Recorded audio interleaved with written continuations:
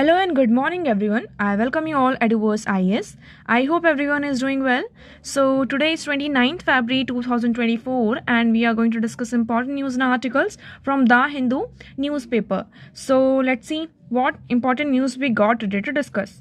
But before starting the video, for PDF join Telegram channel Eduverse IS. Link आपको description box में provided है. Make sure video को and तक देखें so that सारी important news आपकी यहाँ पर कवर हो.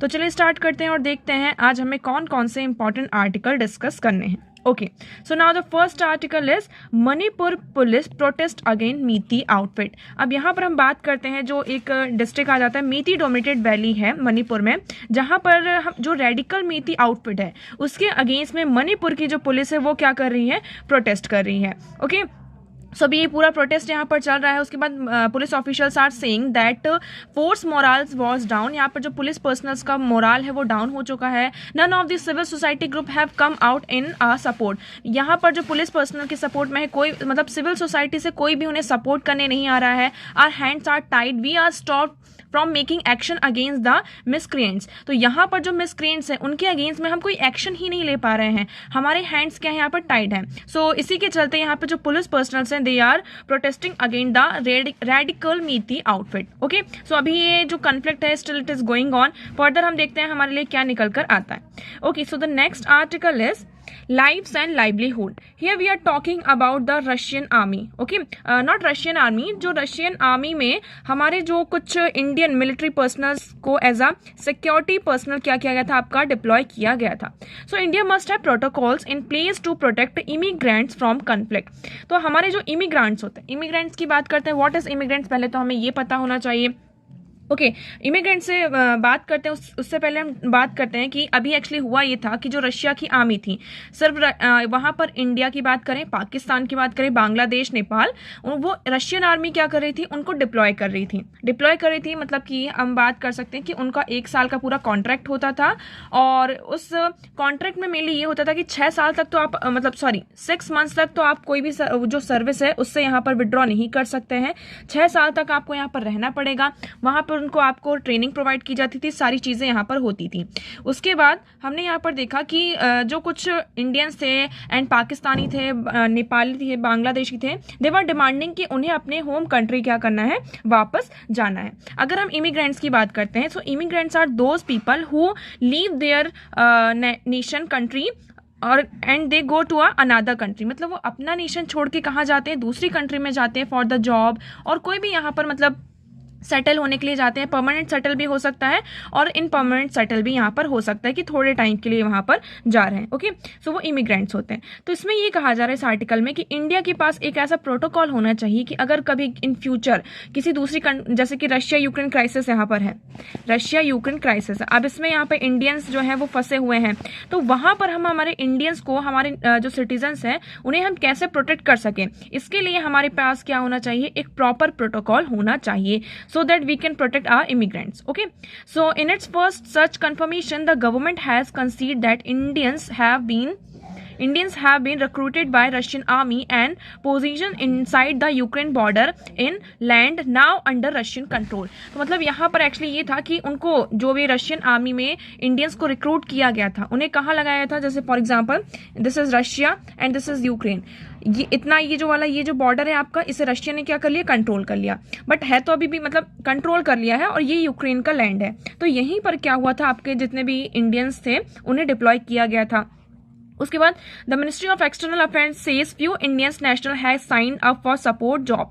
उन्होंने सपोर्ट जॉब की तरह एज अ मिलिट्री हेल्पर की तरह वहां पे ज्वाइन किया था. और इसके साथ ये भी कहा जा रहा था कि it's sad that the Indian embassy has pressed Russia for their early discharge. और इंडियन एम्बेसी ने यहाँ पर यह भी कहा था कि रशिया से उनको प्रेस किया था कि आप उन्हें क्या करेंगे, जो इंडियंस हैं जिन्हें आप रशियन आर्मी में यहाँ पर ज्वाइन करवा रहे हैं, उन्हें अर्ली डिस्चार्ज मिलेगा.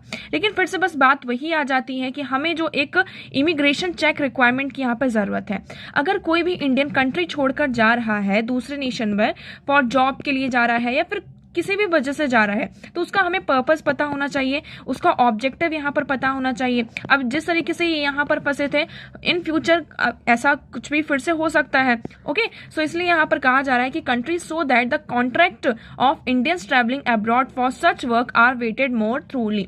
तो मतलब ये कहा जा रहा है कि अगर इंडियंस ऐसे काम के लिए जा रहे हैं तो उनका जो काम है उसको और ज्यादा थ्रोली इसमें क्या होना चाहिए, मतलब कि चेकिंग और इन्वेस्टिगेशन होनी चाहिए। So given that Nepal, Pakistan, Bangladesh face similar issue, it may help to seek more regional cooperation in thwarting the networks that market unsafe employment opportunity. तो यहाँ पर एक तरीके से क्या है, अगर हमारे पास अभी कोई भी ऐसा प्रोटोकॉल नहीं है इमिग्रेशन के लिए, चेक रिक्वायर्ड के लिए, बट इससे क्या हो सकता है अगर हम ऐसा प्रोटोकॉल लेकर आते हैं, सो इससे क्या होगा, जो हमारा रीजनल अनसेफ जो मार्केट है, अनसेफ मार्केट है, एम्प्लॉयमेंट अपॉर्चुनिटीज है, इससे हम क्या कर सकते हैं, इस नेटवर्क से बच सकते हैं। Okay, so I hope this article is clear to you. Okay, so the next one is the economic case of investigating in Indians children. अब देखिए यहाँ पर इन्वेस्टिंग की बात की जा रही है कि the economic case for investing in Indian children. India के जो बच्चे हैं इनमें अगर हम अर्ली चाइल्डहुड की बात करते हैं, मतलब लाइफ साइकिल की एक बात करते हैं, जो बच्चे होते हैं, ये कहा जा रहा है कि उसमें जो इन्वेस्ट होना चाहिए उतना इन्वेस्टमेंट नहीं हो रहा है बच्चों के ऊपर। Okay, so it might seem self-evident that India's children deserve economic investment. India के जो बच्चे हैं वो यहाँ पर क्या डिजर्व करते हैं, इकोनॉमिक इन्वेस्टमेंट डिजर्व करते हैं, मतलब कि उनके ऊपर पूरा इन्वेस्टमेंट होना चाहिए। चाहे वो स्टार्टिंग में आप यहाँ पे फोकस अगर करेंगे एजुकेशन से लेके जॉब तक, उन पर प्रॉपर तरीके से क्या होना चाहिए, आपका इन्वेस्टमेंट होना चाहिए। But somehow early childhood education has remain both under invested and under explored over decades. So if we see this कि जो अर्ली चाइल्डहुड होता है उसमें अगर आप देखेंगे तो बहुत सारे जो बच्चे होते हैं उनके साथ क्या होता है कि they are under invested. Under invested means उनकी एजुकेशन में इतना ज्यादा इन्वेस्टमेंट नहीं किया जाता है। उन्होंने अर्ली एजुकेशन ले ली, उसके बाद हायर एजुकेशन के लिए वो जा ही नहीं पाते, सेकेंडरी एजुकेशन के लिए sometimes they are not even allowed to go, okay, and under explored over decades। और वो अंडर एक्सप्लोर्ड है, मतलब कि फॉर एग्जांपल उन्होंने 10th कर लिया, 12th कर लिया, अब कॉलेज कैसे करना है, क्या करना है, कॉलेज में हमें कौन सा सब्जेक्ट चूज करना चाहिए, कैसा क्या, सो उन्हें इस बात का इंफॉर्मेशन ही नहीं होता, अवेयरनेस ही नहीं होती है। So our children are under invested and under explored over decades. So it is often trivialized as child's play और limited to the household domain, perhaps because it has traditionally been women's work। Actually इसमें हो क्या जाता है कि जैसे बच्चे को स्कूल जाना है ना, बच्चे का होमवर्क क्या है, सारी चीजें क्या है, तो ये कहीं ना कहीं किसके अंडर में आ जाता है, आपका विमेन के वर्क के अंडर में आ जाता है। और विमेन की अगर हम बात करते हैं तो उस पर ज्यादा फोकस नहीं करते हैं, पहली चीज ये हो गई। दूसरी यहाँ पर थर्ड हम सेकेंड चीज इसमें हम फोकस करें कि जो विमेन एजुकेशन है इस पर भी, गर्ल्स चाइल्ड का जो एजुकेशन है इस पर भी ज्यादा फोकस नहीं किया जाता है। So with that increasing focus by the government on women led development including a new survey by the ministry of women and child development and labour announced on January 30 on working women, care work and early childhood are finally being seen as a part of the critical work of running country. So यहाँ पर हम किसकी बात करें, आज की हमारी जो गवर्नमेंट है उनका मेन फोकस है विमेन लेड डेवलपमेंट। ओके, अब हम किसकी बात करते हैं, यहाँ पर विमेन लेड डेवलपमेंट की बात करते हैं। इसी के चलते जो हमारी ministry of women and child development and labour है उन्होंने अनाउंस किया है कि जो वर्किंग विमेन है उनका कैसे केयर होना चाहिए, जो अर्ली चाइल्डहुड है उसमें हमने एज अ क्रिटिकल वर्निंग हमारी कंट्री का एक क्रिटिकल पार्ट इसमें यहाँ पर बना लिया। So focus on early in life cycle, जो हमारी अर्ली लाइफ साइकिल होती है उस पर फोकस करना चाहिए। So argument for increase investment in early childhood care and education is a basic one. यहाँ पर जो हम अर्ली चाइल्डहुड की बात कर रहे हैं उस पर जो केयर होती है, एजुकेशन होती है, उस पर इन्वेस्ट करना, इट इज वेरी बेसिक, ये हमारा फंडामेंटल राइट है और ये बहुत ही बेसिक है कि अगर हमारे नेशन का हमें क्या बनना है, एक ह्यूमन रिसोर्स बनना है। अब देखिए इंडिया की बात करते हैं, इंडिया की पॉपुलेशन इंक्रीज हो रही है, हमारे पास बहुत अच्छा ह्यूमन रिसोर्स है, मतलब हम कह सकते हैं हमारे पास बहुत अच्छी खासी पॉपुलेशन है, लेकिन अगर हम इस पॉपुलेशन का सही से यूटिलाइजेशन करते हैं, so this population can be a human resource, ये आपके लिए एक रिसोर्स भी बन सकता है। बट अगर हम इसका प्रॉपर यूटिलाइजेशन नहीं करते हैं, प्रॉपर यूज नहीं कर सकते हैं, सो यही पॉपुलेशन आपकी क्या बन सकती है, डिजास्टर भी बन सकती है है ना। सो या तो आप इसे रिसोर्स बनाइए या फिर आप इसे डिजास्टर बनाइए, इट्स अप टू यू। अगर हमें इसे रिसोर्स बनाना है, so we have to do a investment in this population. हमें इस पॉपुलेशन पर क्या करना होगा, इन्वेस्टमेंट करनी होगी। जितनी ज़्यादा आप इन्वेस्टमेंट करेंगे उतना ज़्यादा ये आपके लिए रिसोर्सफुल बनता जाएगा। सो अगर हम नेशन की बात करते हैं, सो अर्ली चाइल्डहुड क्या है, एक तरीके से human resource are the bedrock of the nation and early childhood is the bedrock of human being. तो अगर हम अर्ली चाइल्ड अच्छी एजुकेशन पर फोकस करते हैं, अब ह्यूमन रिसोर्स कैसे बनेगा, आप एजुकेशन पर फोकस करिए, हेल्थ पर फोकस करिए, उसके साथ साथ जॉब आ जाती है। तो ये कुछ बेसिक्स हैं जिन पर हमें फोकस करना होगा, जिन पर हमें इन्वेस्टमेंट करनी होगी, तभी हम क्या कर सकते हैं, जो हम एक विकसित भारत की बात करते हैं उस पर हम फोकस कर पाएंगे। Okay, so the interim budget, if we talk about interim budget 2024's promise of expediting the upgradation of सक्षम anganwadi and providing Ayushman Bharat service for anganwadi workers. अब देखिए जो इंटरिम बजट आया था, उस इंटरिम बजट में हमने क्या कहा था, जो आयुष्मान भारत सर्विस है वो आंगनवाड़ी वर्कर्स को भी मिलेगा।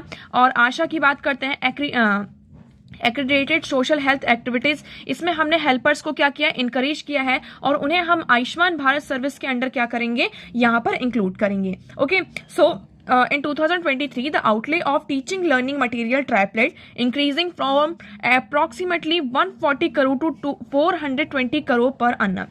तो यहाँ पर हम टीचिंग लर्निंग मटेरियल की बात करते हैं, वो भी आपका क्या हो रहा है, धीरे धीरे इंक्रीज हो रहा है। साथ साथ यहाँ पर there is a substantial part of centre state physical transfer is 5.01 lakh crore rupees. Anganwadi system को हमने 21,200 करोड़ रुपीज का यहाँ पर एलोकेशन हुआ है इरिगेशन में। सो देयर इज मतलब पूरा डेटा है कि किस मिनिस्ट्री को कितना यहाँ पर मतलब मिनिस्ट्री ने इन्वेस्टमेंट किया है, so that we can promote higher education. और जो हमारा डिपार्टमेंट ऑफ हायर एजुकेशन है उसको यहाँ पर 47,619 करोड़ रुपीस का क्या हुआ है, एलोकेशन हुआ है, so that we can invest more and more in education. So this anganwadi system, it is also a very important system, it is a base of our system. Like in early childhood anganwadi system is a basic. ये हमें क्या provide करता है कि हमें एक सर्वे हमने किया था, इस सर्वे में से हमें ये पता चला कि quasi experimental impact evolution using existing survey data proven cognitive and motor skill improvement in anganwadi attending children over others. जो बच्चे यहाँ पर आंगनवाड़ी जाते हैं, जैसे है ना, तो आंगनवाड़ी जाते हैं तो हमने यहाँ पर देखा कि उनकी जो proven cognitive and motor skills है दे हैव बीन इम्प्रूव्ड। उनकी जो मतलब फॉर एग्जाम्पल बोलने की जो कैसे कह सकते हैं, बोलते कैसे हैं बच्चे, उनकी जो मोटर स्किल्स है, छोटी छोटी पिकअप करना, किसी चीज को रिकॉग्नाइज करना, so these skills are more improved than other child who doesn't attend anganwadi. Okay, so according to study in 2020 children expose to anganwadi system from age 0 to 3 go on to complete 0.1 to 0.3 more grades on in school। तो यहाँ पर 0 से लेकर 3 साल तक के बच्चों को जो मतलब आंगनबाड़ी जाते हैं, तो हमने यहाँ पर देखा कि ये मतलब कि इफेक्ट हमें दिखाई दिया। So it is necessary to match the micro to the macro, the amounts is praised to the amounts in lakh and crores। so need for research in India, there is also a need for research। हमें यहाँ पर और research करनी होगी so that we can provide and we can have a clear systematic rigorous research in Indian context। so we need a systematic rigorous research in Indian context। so it is clear to understand the opportunity cost of inadequate allocation of material resources। तो यहाँ पर पहली बात तो ये कि जो कई बार क्या हो जाता है कि हमारे पास मटेरियल रिसोर्सेज का जो एलोकेशन होता है इट इज इनएडिक्वेट, प्रॉपर नहीं हो पाता। So it is we have to understand this कि ये कहाँ से हो रहा है। Second, India needs similar longitudinal study exploring the impact of early childhood care. हमें यहाँ पर एक लॉन्गिट्यूडनल स्टडी की जरूरत है, इसको एक्सप्लोर करने की जरूरत है so that we can explore the our childhood care, जो इस पर हमारी चाइल्डहुड केयर पर इम्पैक्ट डाल रहा। So world largest public provisioning system for ECCE। Children born 2024 will be 5 years into adulthood by 2047। So India's 100th years of independence and the target year for विकसित भारत।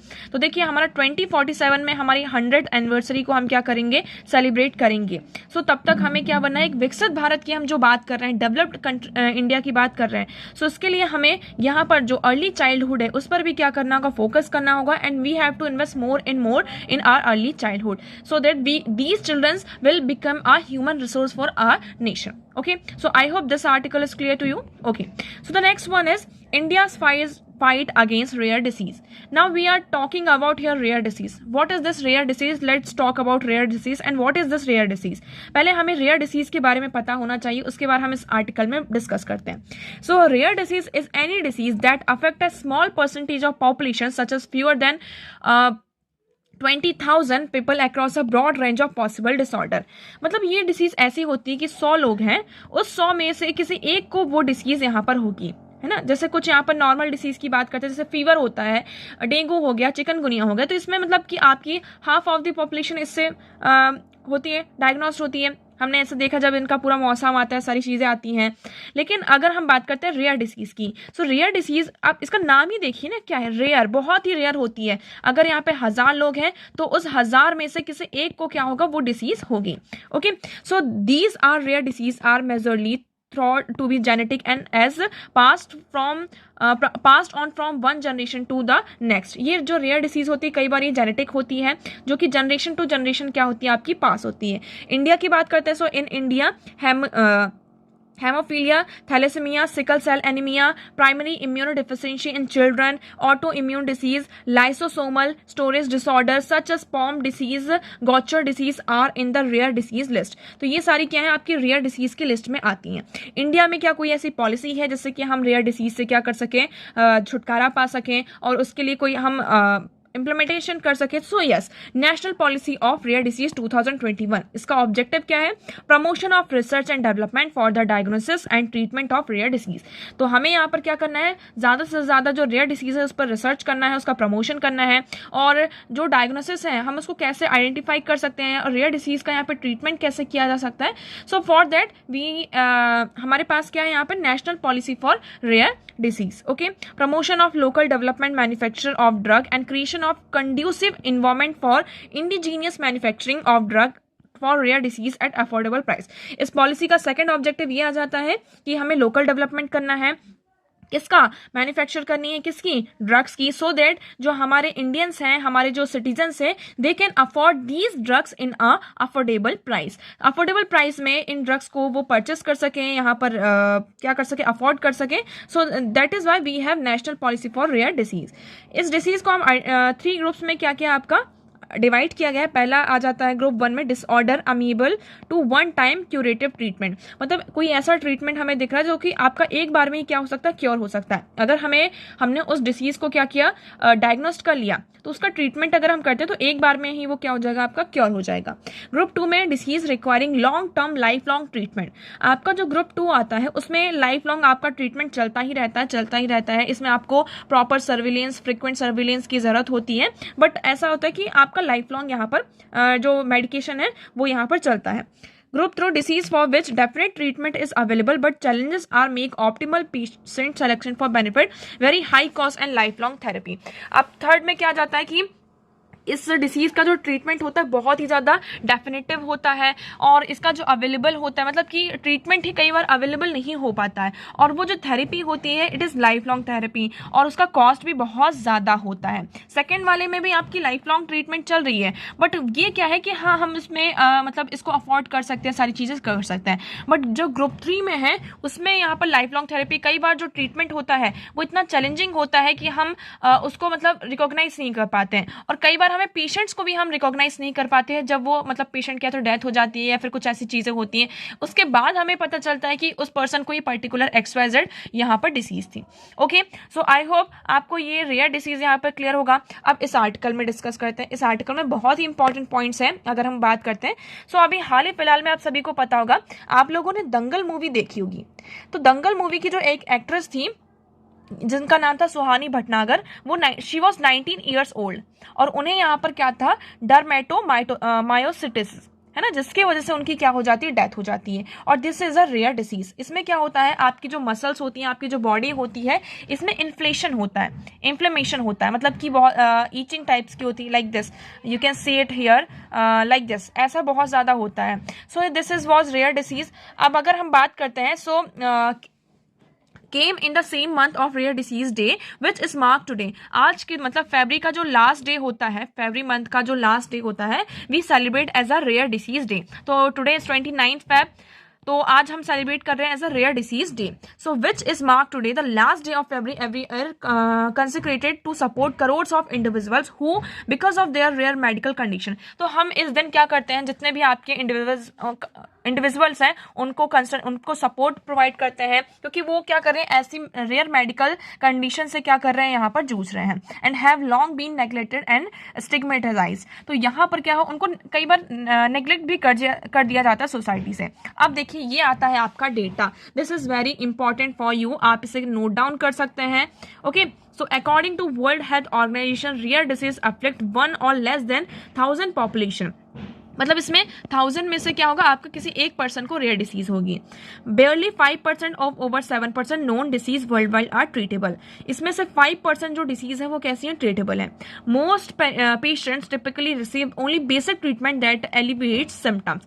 यहाँ पर ज्यादातर जो पेशेंट्स है, most of the patients हैं वो जो basic treatment होता है उसको रिसीव करते हैं, जिससे कि उनका जो सिम्टम्स है उसको वो एलिवेट कर सकें. सम require exorbitantly priced antidotes and supportive medication throughout their lives, but some of the patients require, उनका जो लाइफ लॉन्ग यहाँ पर क्या चलता है, मेडिकेशन चलता रहता है. बट क्या होता है, वो जो ड्रग्स होते हैं इतने महंगे आते हैं, सो वो उसको अफोर्ड ही नहीं कर पाते हैं. सबसे पहले अब इंडिया की बात करते हैं. सो इंडिया में 450 हमने क्या किया है, रेयर डिसीज को आइडेंटिफाई किया है. पहली बात तो आपको ये याद रखना है, इंडिया ने 450 जो डिसीजेस हैं they are identify as a rare disease. So these range from widely known ones such as spinal muscular atrophy. तो यहाँ पे कुछ ये डिसीजेस के नेम हैं. और इसके बाद हम बात करते हैं कि 2017 was withdrawn in 2018. Implementation of challenges and confusing regarding disease coverage, patients eligibility and cost sharing. तो यहाँ पर देखिए जो हमारा national policy for rare disease है, इसमें भी हमने क्या किया, रेयर डिसीज को डिफाइन किया है. लेकिन ये जो पॉलिसी है ये फेल होती हुई नजर आ रही है. क्यों फेल होती हुई नजर आ रही है, हमने इसमें थोड़ा सा क्या किया, जैसे कि कुछ ड्रग्स होते हैं जिन्हें हम एक्सपोर्ट करते हैं तो उसका जो चार्ज होता है और ज़्यादा यहाँ पर बढ़ जाता है. तो इससे हमने एग्जाम्पशन प्रोवाइड किया. लेकिन जो आपकी कुछ जो मेडिसिन है वो डोमेस्टिकली मैन्युफैक्चर होती हैं, उसमें ऐसा कुछ भी नहीं है. तो ये सबसे बड़ा है कि जो हमारे पेशेंट्स हैं उस चीज़ को अफोर्ड ही नहीं कर पा रहे हैं. सो टाइम हम यहाँ पर देखेंगे, timely and accurate diagnosis is indispensable for the robust management of any disease. Yet for rare disease patients it take an average of 7 year for their condition to be diagnosed. और जो rare disease होती है वो एक दिन में हमें पता नहीं चलती, उसे 7 से 8 साल लग जाते हैं पता करने में कि हाँ ये पर्टिकुलर XYZ डिसीज है और this is your rare disease condition. तो ये सबसे बड़ा चैलेंजिंग होता है. So less than 50% of the 450 odd rare disease identify in India are treatable.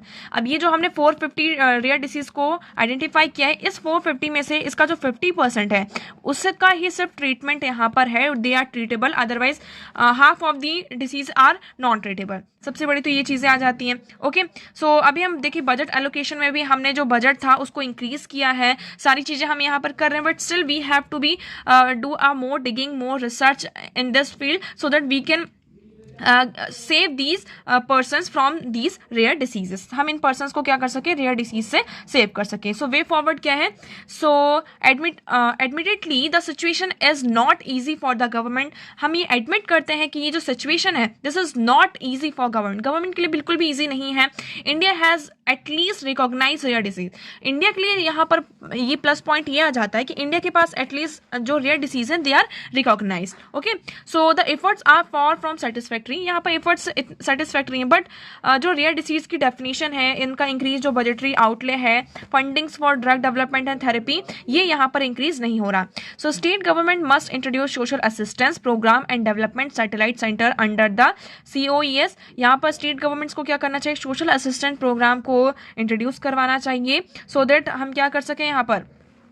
So public and private companies could be co-opted for funding. यहाँ पे पब्लिक और private जो कंपनीज हैं वो एक साथ आएंगे तो फंडिंग हमें ज़्यादा मिलेगी, यहाँ पे इनिशिएटिव्स होंगे, पार्टनरशिप होंगे. तो यहाँ पर एक तरीके से जो हमारी शॉर्टफॉल्स जिससे हम मीट नहीं कर पा रहे हैं उनसे हम मीट कर पाएंगे. So finally the issue of exorbitant drug price and availability must be address. सबसे बड़ा यहाँ पे जो चैलेंज है, हमें ड्रग्स ही नहीं मिल पा रहे, जो रेयर डिसीज है उसका हमें दवाई ही नहीं मिल पा रही है. तो इसको हमें क्या करना होगा, सबसे पहले इसको ये जो इशू है इसको यहाँ पे एड्रेस करना होगा. सो लास्ट ईयर गवर्नमेंट ने यहाँ पे क्या किया था, जो कस्टम ड्यूटी थी मेडिसिन ऑफ रेयर डिसीज उसको वेव ऑफ किया था. बट हमें यहाँ पर सिर्फ इम्पोर्टेड्स के लिए, जो आप इम्पोर्ट कर रहे हैं पर्सनल यूज़ के लिए, बट स्टिल हमें यहाँ पर देखना होगा जो कमर्शियल मेडिसिन अवेलेबल है उनमें अभी भी आपका टैक्स वगैरह ये सारी चीज़ें लगती हैं. So rare disease can not be left to the market force. Rare disease को हम मार्केट फोर्स के लिए यहाँ पर लेफ्ट आउट नहीं कर सकते.